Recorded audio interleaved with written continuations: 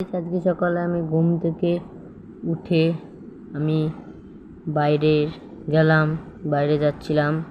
তখনই আমার মনে পড়লো আমার বন্ধুকে থানায় অ্যারেস্ট করে নিয়ে গেছে, তার জন্য আমাকে থানায় যেতে হবে। এই বলে আমি আমার মহেন্দ্র স্যারের কাছে গিয়ে থারে করে আমি এখন যাব থানায়। চলো যাওয়া যাক।